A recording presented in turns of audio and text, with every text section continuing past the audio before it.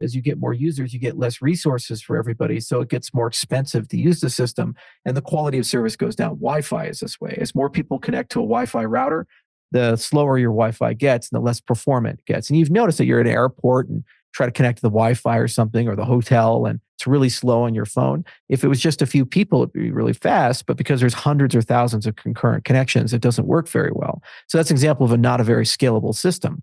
And so scalability is kind of the heart of a lot of third gens like Solana and Aptos and these guys, and they really focus on those protocols. But there's two other distinct things you need. Interoperability is an example because the action is real world use cases. So how do you get securities into your system? How do you get supply chain into your system and medical records into your system? How do you talk to the conventional banking system and the BIS and all these protocols? You need some interoperability there. That's the thing Wi-Fi does really well. Doesn't matter if you have a Samsung phone or an Apple phone. Doesn't matter if you're in Ukraine or Russia or North Korea or South Korea, Iran, Israel, or America, or China, Wi-Fi works the same way, and your phone will connect to a Wi-Fi network the same way, regardless of the particular politics of those jurisdictions. So that's a truly interoperable protocol from that dimension. But then the last part, and the most expensive and time-consuming and difficult part, and the unsolved part in the industry, is governance. And we don't think about this too much because we're very What does the world look like? What are the use cases? What are the functionalities? What actual value is the ecosystem performing in the context of business, finance, and life more generally? Well, I believe that scalability will become highly commoditized and interoperability will be sorted out by industry consolidation. So basically, whatever the standards are, you follow those standards and everybody can talk to each other. So it's no longer going to be a differentiating USP saying, we have this much TPS or we're better, faster, cheaper, because everything kind of converges to it. It's very similar. It's like, what is the performance delta between the Samsung Galaxy S24 Ultra and the iPhone? In terms of UX, it's relatively the same. The processors are basically the same. It's not a big differentiator, speed or performance or these types of things, because these protocols all start looking the same. They'll have some nice properties, like some will be more decentralized or more secure, but under the hood, it's not going to be a big differentiator. So really the big differentiators are going to come from the use cases that are built on top and kind of thinking very clearly where the world as a whole is going. So in 2029, there's going to be this merger between the legacy financial world and the legacy use cases in the crypto world. And we're no longer going to differentiate the two. We used to differentiate online from offline in the 1990s and 2000s. Say, oh, I got a website, but that's my online part of my business. Now it's like your businesses keep a secret are being added into the system, which for the first time ever is going to allow the space at scale in languages they're familiar with, like TypeScript, to write contracts that basically allow them to define that private part of the business and combine it with the public part and do selective disclosure and automated regulatory compliance and all kinds of things. And it really is going to bring a huge revolution. Like especially if you want to have global assets. Like if you have a security token, well, don't you need a broker dealer and a disclosure regime and all these other things? It's a very complicated affair. How do you do that in a global market? The securities are really kind of constrained to the jurisdictions they're issued in. So American securities are radically incompatible with those in Abu Dhabi.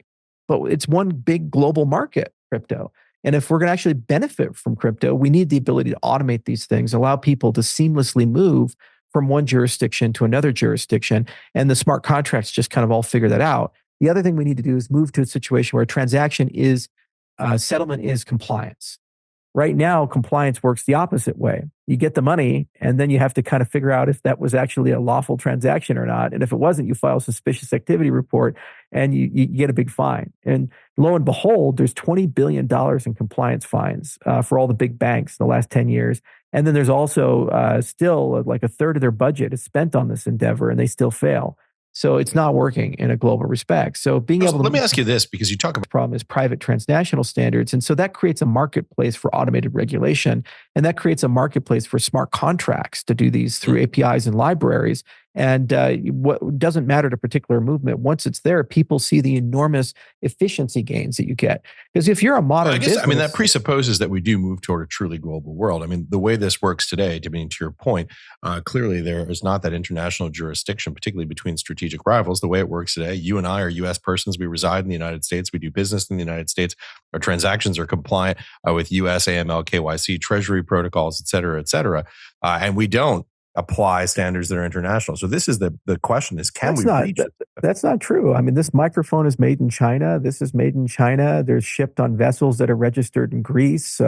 Every single thing in your life is made up of stuff from 100 different countries. And the US likes to believe that everything ends and begins at our borders. But deep down inside, we all know, and by law and policy and trade, that the rest of the world is actually having increasingly more relevant say.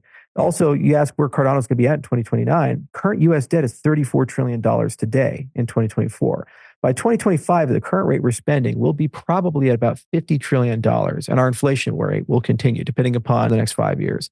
Abu Dhabi has just created a special sandbox for cryptocurrency regulation called the DLT Foundation Law, and their goal is to bring at least 10 major cryptocurrency foundations there in the next few years.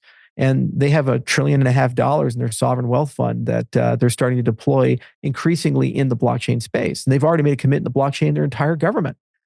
National ID with self-sovereign identity and DIDs and these types of things, blockchains for record keeping and all these other things. So that's one of many jurisdictions that's already started that motion going down that way. And it's rejecting that global order. What's going to happen is younger politicians are going to get elected, not people in their 80s that are nostalgic for the way things used to be, but people maybe in their 50s or 40s, and they're going to realize you have to negotiate compromise. And what our industry does is allow people to preserve their own sovereignty. So it's in the US best interest to adopt this technology because it still can preserve and protect a lot of standards and institutions the United States has. Plus, we still have a lot of the talent. Gary's trying to offshore all that talent and get everybody out of the US, but there's still a few cryptographers and entrepreneurs that like the United States. And if they stay, that means the U.S. economy can grow from that, or else we lose trillions of dollars of future growth. Well, let's talk about that because I can feel the veins and foreheads throbbing around the country right now as you talk about this sort of end of the Washington Consensus, the end arbitration on a chain. And when you start doing the calculations, this is not small fish. It's billions to trillions of dollars of commerce globally. And if we're the nexus of that, then everybody will just kind of use those systems and those cash flows come to US businesses and citizens. And it basically makes us trillions of dollars and grows our GDP. So really get out of the way of the innovators, let us keep innovating and come into play where you can really provide a lot of value. Like the Department of Commerce can standardize metrics for decentralization, like take EDI and standardize that. We can look at consumer protection standards and say, okay, what are some baseline things that all these systems need to have so you don't get rugged? What are some baseline things that you need to have so that these projects are governed appropriately? And how do we build company structures that promote co-ops and decentralization and codify what we did in Wyoming with the Dow law and make that a national standard? These types of things.